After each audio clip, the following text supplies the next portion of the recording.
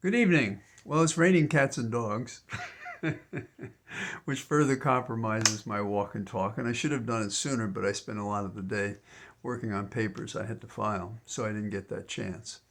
And I was trying to think of what appealed to me, and I couldn't figure out exactly what my dread was. And then I thought of several people. Of course, Trump. I thought of Netanyahu, and I thought of Carville.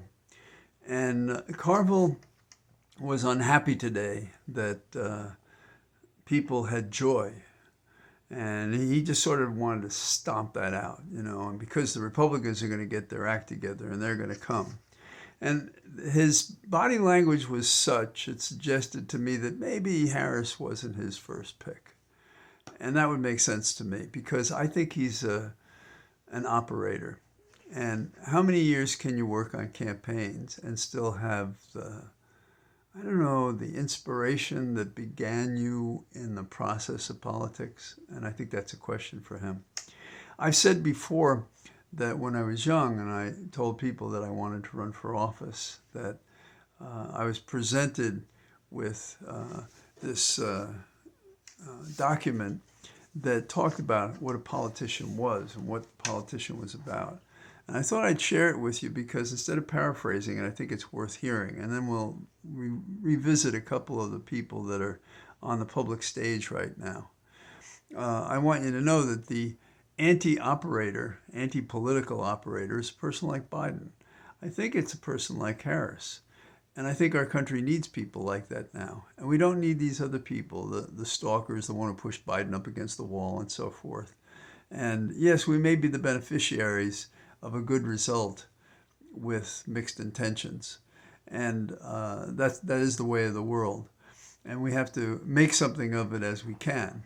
And there is no question in my mind that, well, I could have imagined anybody running against Trump and being rightly victorious by the fact of stopping him. In the case of Harris, I think we're doing something much more than that. I think we have a person with a message that fits her own background and brings together men, women, younger adults, people who are Democrats certainly, some Republicans, and I believe some independents. And this is a formula for us winning the election. But let me tell you what was written once in an opera about a politician. To be a politician, what is that but feigning ignorance of what you know very well? Pretending knowledge in subjects where you are totally ignorant, and understanding where you haven't the slightest comprehension. Simply declining to listen to what you hear. Above all, attempting what is beyond your capacities. Hiding what ought to be publicly exposed. What ought to be publicly exposed. And appearing profound and serious when in reality you are nothing but slow-witted and abysmally dumb. I'm not thinking of Vance right there. It means employing spies and paid informers, exercising your influence on behalf of your friends, remembering always to try to justify ignoble means by pointing out how admirable are the ends. There you are, a politician's portrait to the life.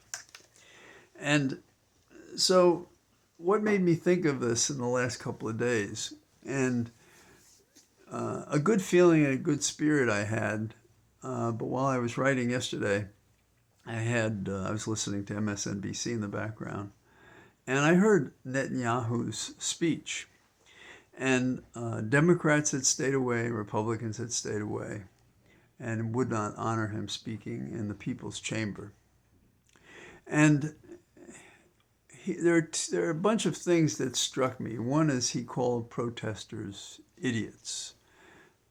So what variation of the First Amendment does he embrace? If they disagree with him, they're idiots. That's not a measured discussion. We already have that with Trump. And we need dialogue that invests thought and discipline and meaning in what we say. And he's fighting barbarism.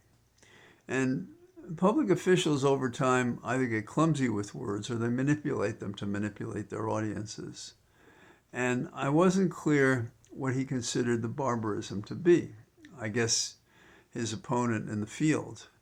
But when you have your knee to the neck of your opponent, and sometimes your opponent who's under your knee is a woman or a child, a non-combatant, and an innocent, where is the barbarism there?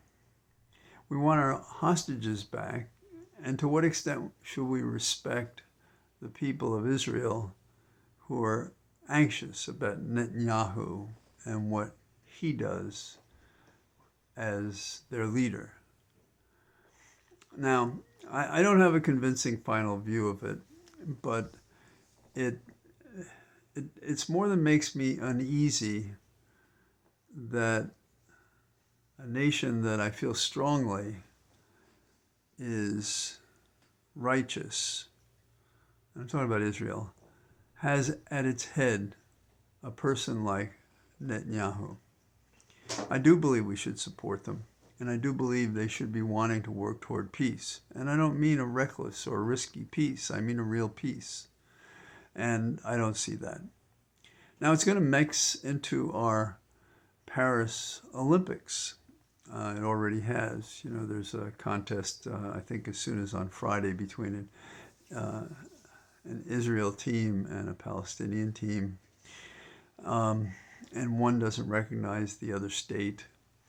And the Olympics were conceived of as a way to bring us together. And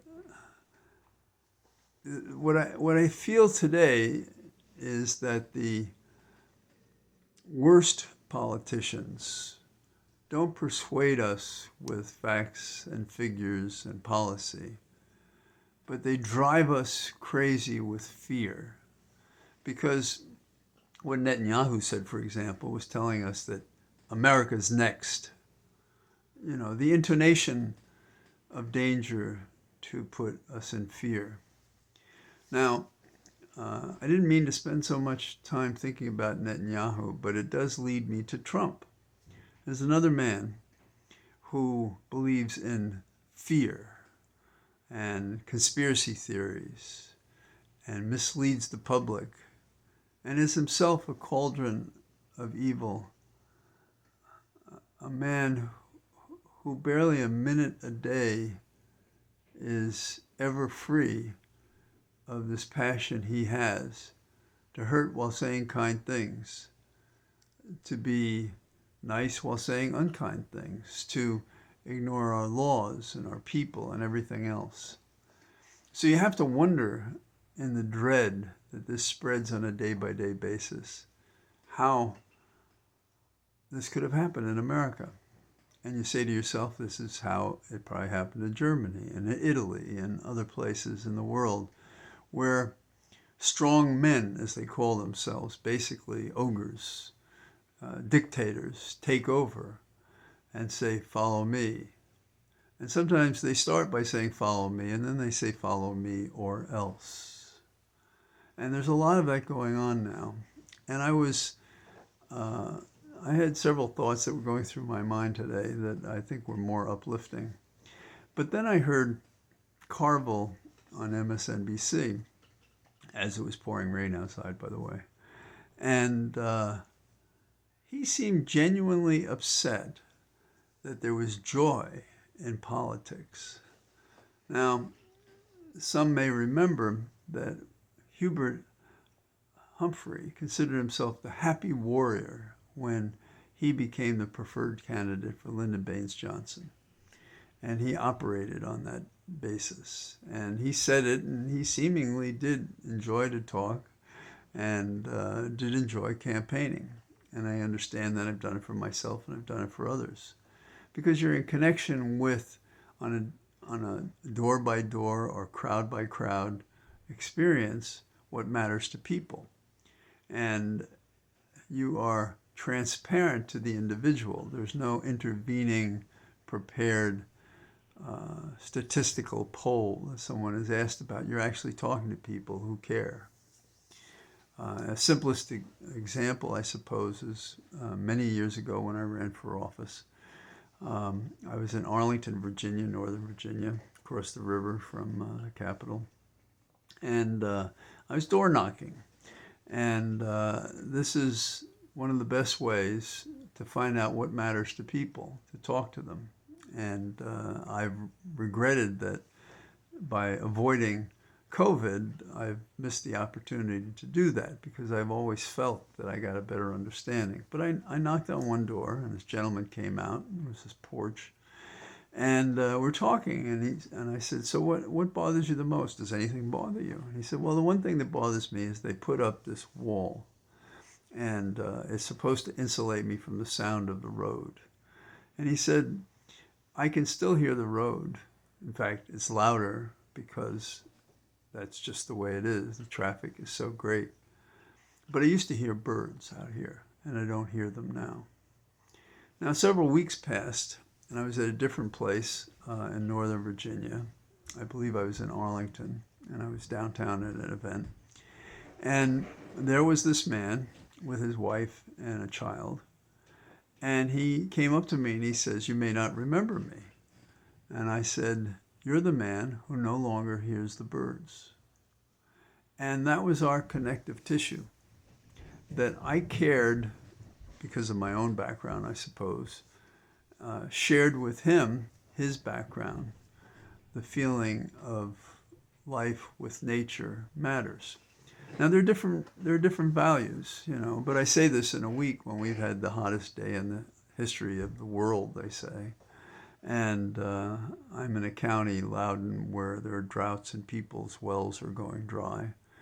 And we live in a country right now in which fires are starting spontaneously, and we have floods, and we have the things associated with our new environment because we aren't doing anything to preserve and protect the one we have.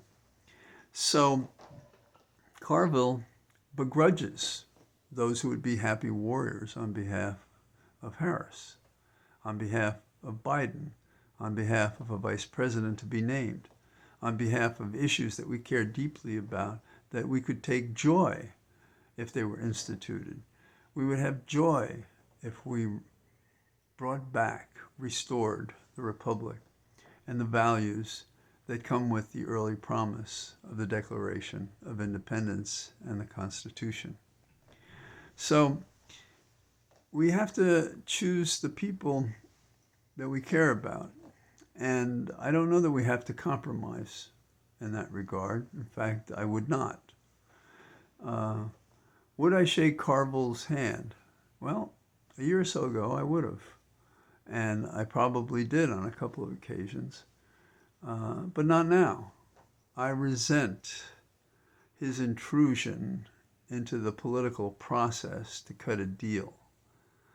The fact that it may work out, and I hope it does, doesn't remove how some people are trying to lead us, manipulate us, cause things to happen, talk about things they don't understand or know about, avoid talking about the things that matter that we should discuss but don't want to because a poll tells them not to.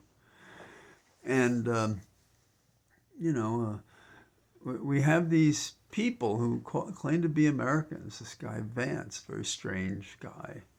What is he really? Who is he really? Who says, what are these childless couples with cats doing? And we've already had several explanations for people who can't have children, who can't afford to have children, who have pains and diseases, who have the children later. It's just one issue. Again, what is the connection between a voter, say like me, and Vance? None at all. And people talk about him as interested only in power. Well, how do I share that value with a politician? They're interested in power, so what? They want to manipulate me. They want me to stamp them as approved so that they can be a vice president, a senator, a congressman. When I ran for Congress years ago, I won a primary and then I lost the general election. And at the time, like any person who invests their interest in a position, I was disappointed, of course, but I was luckily distracted by those who cared to support us. And so I I spent my energy bringing them along to the result we'd achieved. But in the years since, I've noticed if I had gone to Congress, it might have been 10 or 12 years before I could have had any effect at all, presuming I got reelected every 2 years, spending as much money as one does for a seat that gradually became $1 million seat. And instead, because they had investigations on the Hill and I was brought up there doing that, I didn't have to raise money. I didn't have to go to chicken dinners. I could contribute and be value added for other people. How in modern society do we do that? Well, I have an answer. Get involved in this campaign. Help Harris. She's not Netanyahu. She's not Trump. She's not the raging Cajun who doesn't see the joy in politics. And that's a mistake. You know, Teddy Roosevelt had this thing about, being in the passion of the day, being there and taking the breaks and so forth, being who you can be on behalf of a cause that's important. You don't have to give up who you are in life or what you're doing. Write that letter. My law partner today and I had a conversation going over what had been happening the last week or so. And one of the things he said to me is, although he felt strongly about Biden, when he heard that the new direction had occurred, he contributed over the next hour or so twice. So if you can give $5, it's sort of like having skin in the game. If you can talk to a neighbor, if you can encourage someone to register who believes that change is necessary, that is, to plan for the future, not to go back to the past, particularly not our dark moments in the past. Do that. If you can do door knocking, if that's not a problem, do that. Go door to door. Ask people what they're thinking. If you can, help people get to the polls. It's not too late to write postcards and circulate them. It's not too late to even contribute to the local party. There may still be some positions open to be an elector, a legitimate elected elector in the campaign. And read what's being said. Not perhaps as obsessively as I do, but to understand what the discussions are, because our knowledge and the truth and our discipline and ability to argue the facts, that kills what they do wrong. That is operating on the basis of what people don't know that's going on, the disinformation campaign. So I apologize for wandering over several issues today, but I was struck by the fact that I just didn't feel as ebullient as I have the last few days. And, maybe it's not anyone's fault. It's focusing on the good that's happening, compromised by those who don't feel that good. This may be a terrible comparison, but I did the continent in 1969 in the back of a motorcycle. And when I was in Munich, and I could still remember enough German to speak it. Ich weiß nicht, was soll es bedeuten, dass ich so traurig bin. Ein Märchen auf tausend Seiten, das kommt mir nicht aus dem Sinn. I studied physics, so I studied German, and I don't remember very much of it. But so here I was in Munich, and I went up to Dachau on my motorcycle. And it was like an isolation from the rest of the world. And this horrible thing when people, really evil people who didn't care at all or connect with anyone else at all, had done these things to kill other people, some just because of their religion, many because of their religion, 6 million Jews or whatever the number is. And you say, how can humanity commit such a grievous error and call themselves human, Christians, whatever, be proudful of who they are and do something like that? And there are lots of stories and movies about it and so forth. And when I drove away, I drove to a village nearby on my bike where they were having some sort of local celebration. And it seemed distinct to me to be in that environment in which nobody is aware of what I saw down the road, which was many years before. When we had 9/11, there was a similar kind of thing, because those of us who had been on the Capitol and then as the day went on had left, we talked to people, and people in stores didn't know what was happening. It was the same kind of disjuncture between the terrible thing happening and knowing about it, and then what to do afterwards. So I'd never thought as a young man, when I was choosing what became my career in law and politics and community activism, that it formed you for the better and others for the worse, depending on who you were and how you did it. There are a lot of people in America now ready to go into the future and to accomplish something sensational, positive, perhaps unprecedented. And we should embrace it. We should embrace the joy. We should go forward with that. We don't have to cower with fear based on the disinformation of Trump and his corrupt minion. We can embrace what Harris proposes to take us into the future with a vice president yet to be named, and to make a difference for the better. So, sorry if I went on too long, but those are a couple of thoughts I had on this rainy day. I hope to be out tomorrow if the temperature's good, and I'll talk to you on the road. All the best. Bye-bye.